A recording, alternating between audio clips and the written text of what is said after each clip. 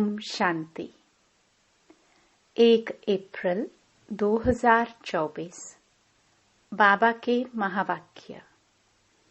मीठे बच्चे, तुम्हारा यह जीवन देवताओं से भी उत्तम है, क्योंकि तुम अभी रचयिता और रचना को यथार्थ जानकर आस्तिक बने हो। प्रश्न। संगम युगी ईश्वरीय परिवार की विशेषता क्या है जो सारे कल्प में नहीं होगी? उत्तर। इसी समय स्वयं ईश्वर बाप बनकर तुम बच्चों को संभालते हैं, टीचर बनकर पढ़ाते हैं और सतगुरु बनकर तुम्हें गुलगुल फूल बनाकर साथ ले जाते हैं। सतयुग में दैवी परिवार होगा, लेकिन ऐसा ईश्वरीय परिवार नहीं हो सकता।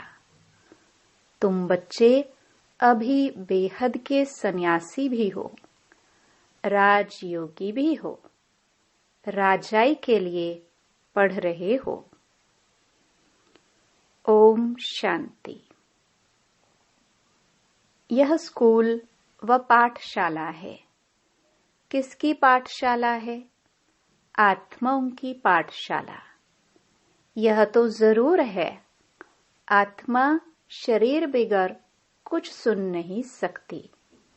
जब कहा जाता है आत्माओं की पाठशाला, तो समझना चाहिए आत्मा शरीर बिगर तो समझ नहीं सकती। फिर कहना पड़ता है जीव आत्मा। अभी जीव आत्माओं की पाठशाला तो सभी हैं, इसलिए कहा जाता है यह है आत्माओं की पाठशाला और परमपिता परमात्मा आकर पढ़ाते हैं। वह है जिस्मानी पढ़ाई, यह है रूहानी पढ़ाई जो बेहद का बाप पढ़ाते हैं। तो यह हो गई गॉड फादर की यूनिवर्सिटी। भगवानुवाच है ना? यह भक्ति मार्ग नहीं है, यह पढ़ाई है। स्कूल में पढ़ाई होती है, भक्ति मार्ग में टिकाणों आदि में होती है। इसमें कौन पढ़ाते हैं? भगवानुवाच। और कोई भी पाठशाला में भगवानुवाच होता ही नहीं है। सिर्फ यह एक ही जगह है जहां भगवानुवाच है। ऊंचे ते ऊंचे भगवान को ही ज्ञान सागर कहा जाता है। वही ज्ञान दे सकते हैं, बाकी सब है भक्ति। भक्ति के लिए बाप ने समझाया है कि उससे कोई सद्गति नहीं होती। सर्व का सद्गति दाता एक परमात्मा है। वह आकर राजयोग सिखलाते हैं। आत्मा सुनती है शरीर द्वारा, और कोई नॉलेज आदि में भगवानुवाच है ही नहीं। भारत ही है जहां शिव जयंती भी मनाई जाती है। भगवान तो निराकार है, फिर शिव जयंती कैसे मनाते हैं? जयंती तो तब होती है जब शरीर में प्रवेश करते हैं। बाप कहते हैं मैं तो कभी गर्भ में प्रवेश नहीं करता हूँ। तुम सब गर्भ में प्रवेश करते हो, 84 जन्म लेते हो। सबसे जास्ती जन्म यह लक्ष्मी नारायण लेते हैं। 84 जन्म लेकर फिर सामरा गावड़े का छोरा बनते हैं। लक्ष्मी नारायण कहो या राधे कृष्ण कहो। राधे कृष्ण हैं बचपन के। वह जब जन्म लेते हैं तो स्वर्ग में लेते हैं, जिसको वैकुंठ भी कहा जाता है। पहला नंबर जन्म इनका है, तो 84 जन्म भी यह लेते हैं।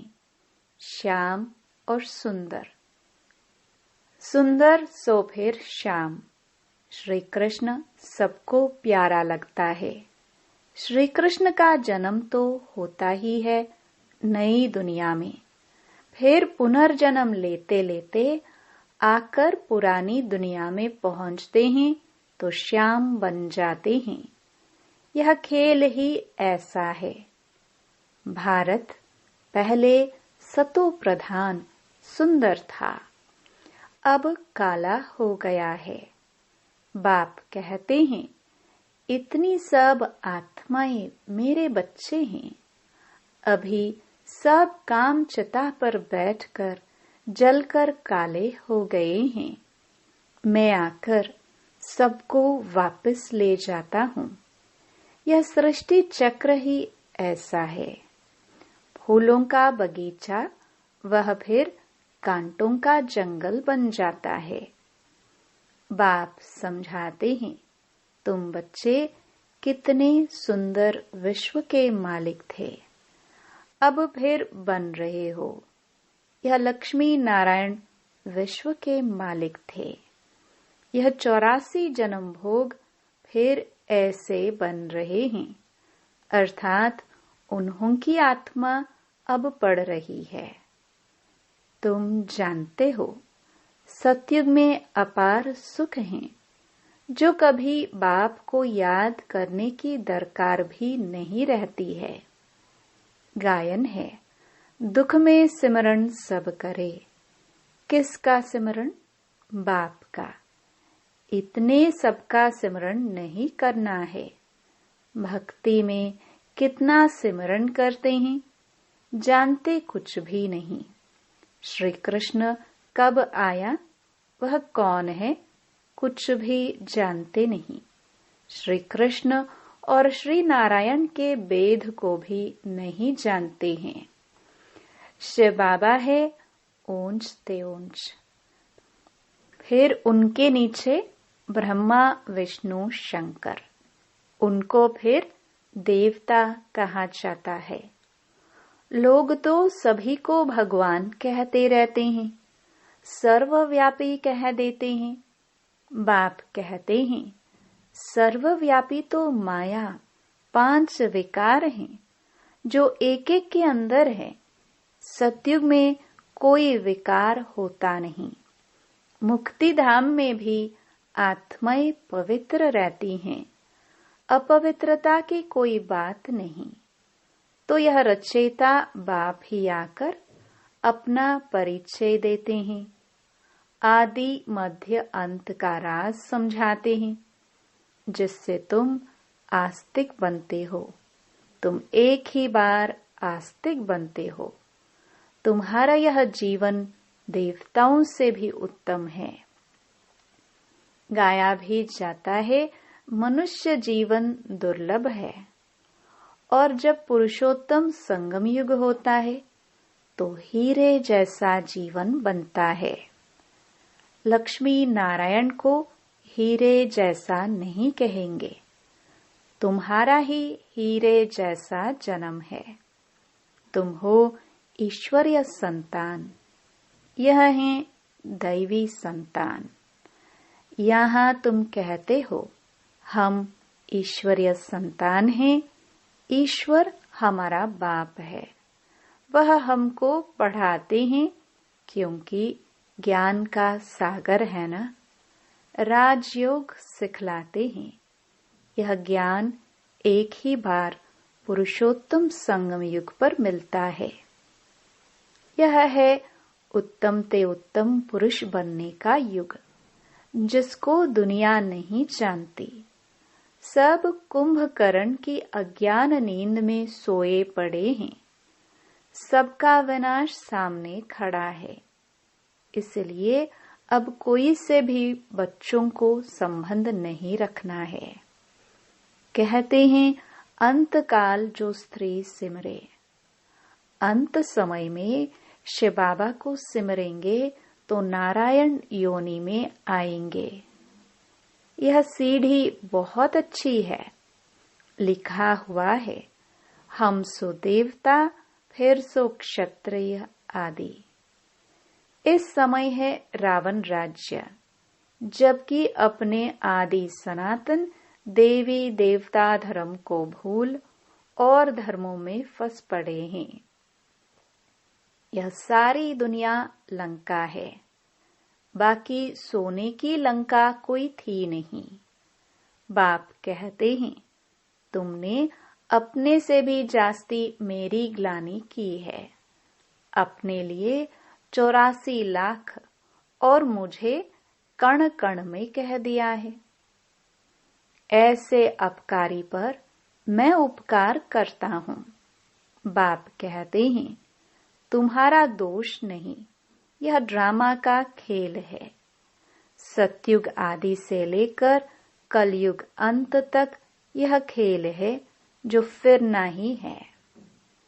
इसको सिवाय बाप के कोई समझा न सके। तुम सब ब्रह्मा कुमार कुमारिया हो। तुम ब्राह्मण हो, ईश्वरीय संतान।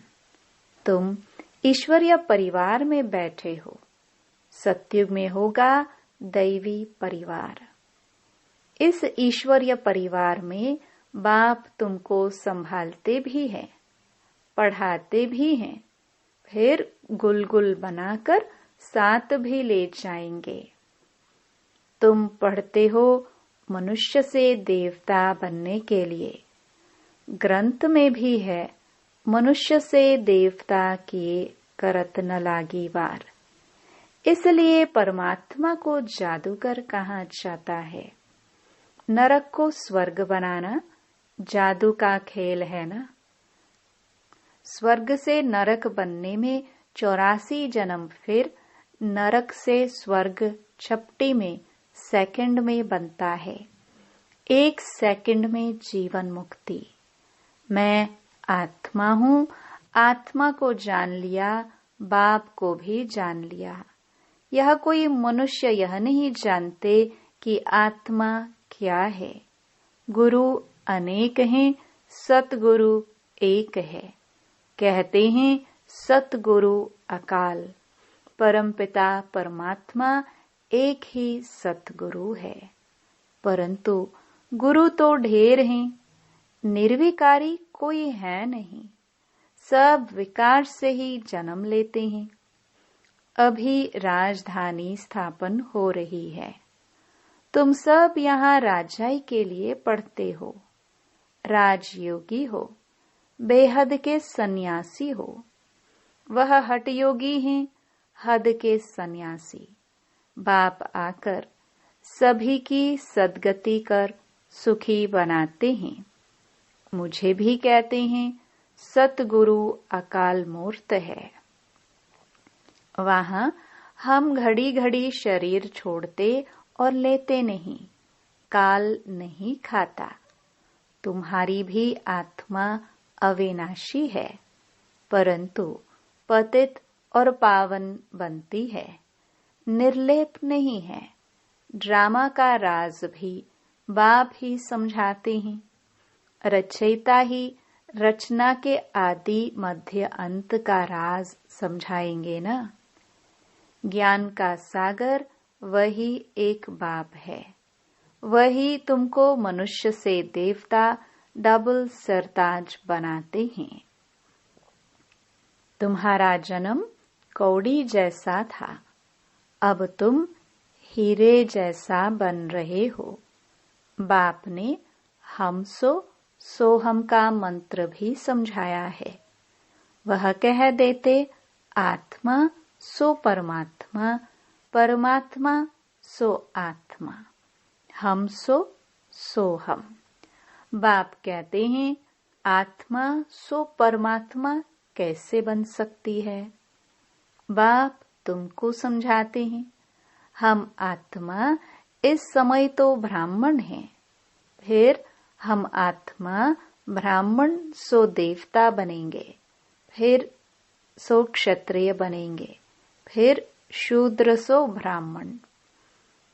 सबसे ऊंचा जन्म तुम्हारा है। यह है ईश्वरीय घर। तुम किसके पास बैठे हो? माता पिता के पास। सब भाई बहन हैं। बाप आत्माओं को शिक्षा देते हैं। तुम सब हमारे बच्चे हो, वर्षे के हकदार हो। इसलिए परमात्मा बाप से हर एक वर्षा ले सकते हैं। बूढ़े छोटे बड़े सबको हक है बाप से वर्षा लेने का। तो बच्चों को भी यही समझाओ। अपने को आत्मा समझो और बाप को याद करो तो पाप कट जाएंगे। भक्ति मार्ग वाले इन बातों को कुछ भी समझेंगे नहीं। अच्छा, मीठे मीठे सिखिलदे बच्चों प्रति माता पिता बाप दादा का याद प्यार और गुड मॉर्निंग। रूहानी बाप की रूहानी बच्चों को नमस्ते। रात्रि क्लास। बच्चे बाप को पहचानते भी हैं, समझते भी हैं कि बाप पढ़ा रहे हैं। उनसे बेहद का वर्षा मिलना है।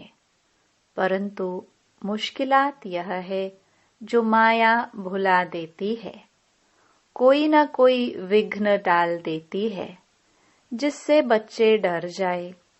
उसमें भी पहले नंबर में विकार में गिरते हैं। आंखें धोखा देती हैं। आंखें कोई निकालने की बात नहीं। बाप ज्ञान का नेत्र देते हैं। ज्ञान और अज्ञान की लड़ाई चलती है। ज्ञान है बाप, अज्ञान है माया। इनकी लड़ाई बहुत तीखी है। गिरते हैं तो समझ में नहीं आता, फिर समझते हैं मैं गिरा हुआ हूँ, मैंने अपना बहुत अकल्याण किया है। माया ने एक बार हराया तो फिर चढ़ना मुश्किल हो जाता है। बहुत बच्चे कहते हैं हम ध्यान में जाते, परंतु उसमें भी माया प्रवेश हो जाती है। पता भी नहीं पड़ता है। माया चोरी कराएगी, झूठ बुलवाएगी। माया क्या नहीं कराती है, बात मत पूछो। गंदा बना देती है। गुलगुल बनते बनते फिर छीछी बन जाते हैं। माया ऐसी जबरदस्त है जो घड़ी घड़ी गिरा देती है। बच्चे कहते हैं बाबा हम घड़ी घड़ी भूल जाते हैं। तदबीर कराने वाला तो एक ही बाप है, परंतु किसकी तकदीर में नहीं है तो तदबीर भी कर नहीं सकते। इसमें कोई के पास खात्री भी नहीं हो सकती। न एक्स्ट्रा पढ़ाते हैं। उस पढ़ाई में तो एक्स्ट्रा पढ़ने लिए टीचर को बुलाते हैं। यह तो तकदीर बनाने लिए सभी को एक रस पढ़ाते हैं। एक एक को अलग कहाँ तक पढ़ाएंगे? कितने ढेर बच्चे हैं। उस पढ़ाई में कोई बड़े आदमी के बच्चे होते हैं, अधिक खर्च कर सकते हैं, तो उनको एक्स्ट्रा भी पढ़ाते हैं। टीचर जानते हैं कि यह डल है, इसलिए पढ़ाकर उनको स्कॉलरशिप लायक बनाते हैं। यह बाप ऐसे नहीं करते हैं। यह तो सभी को एक रस पढ़ाते हैं। वह हुआ टीचर का एक्स्ट्रा पुरुषार्थ कराना। यह तो एक्स्ट्रा पुरुषार्थ किसको अलग कराते नहीं है। एक्स्ट्रा पुरुषार्थ माना ही टीचर कुछ कृपा करते हैं। भल ऐसे पैसे लेते हैं, खास टाइम दे पढ़ाते हैं, जिसमें वह जास्ती पढ़कर होशियार होते हैं। यहाँ तो जास्ती कुछ पढ़ने की बात ही नहीं। इनकी तो बात ही एक है। एक ही महामंत्र देते हैं। मन मनाभव का। याद से क्या होता है, यह तो तुम बच्चे समझते हो। बाप ही पतित पावन है, जानते हो। उनको याद करने से हम पावन बनेंगे। अच्छा, गुड नाइट। धारणा के लिए मुख्य सार। पहला, सारी दुनिया अब कब्र दाखिल होनी है। विनाश सामने है, इसलिए कोई से भी संबंध नहीं रखना है। अंत काल में एक बाप ही याद रहे। दूसरा, श्याम से सुंदर, पतित से पावन बनने का यह पुरुषोत्तम संगम युग है। यही समय है उत्तम पुरुष बनने का। सदा इसी पुरुषार्थ में रह स्वयं को कौड़ी से हीरे जैसा बनाना है। वरदान। ज्ञान धन द्वारा प्रकृति के सब साधन प्राप्त करने वाले पद्मा पदम पति भव। ज्ञान धन स्थूल धन की प्राप्ति स्वतः कराता है। जहाँ ज्ञान धन है, वहाँ प्रकृति स्वतः दासी बन जाती है। ज्ञान धन से प्रकृति के सब साधन स्वतः प्राप्त हो जाते हैं। इसलिए ज्ञान धन सब धन का राजा है। जहाँ राजा है, वहाँ सर्व पदार्थ स्वतः प्राप्त होते हैं। यह ज्ञान धन ही पद्मा पदम पति बनाने वाला है। परमार्थ और व्यवहार को स्वतः सिद्ध करता है। ज्ञान धन में इतनी शक्ति है जो अनेक जन्मों के लिए राजाओं का राजा बना देती है। स्लोगन। कल्प कल्प का विजयी हूँ। यह रूहानी नशा इमर्ज हो तो माया जीत बन जाएंगे। ओम शांति।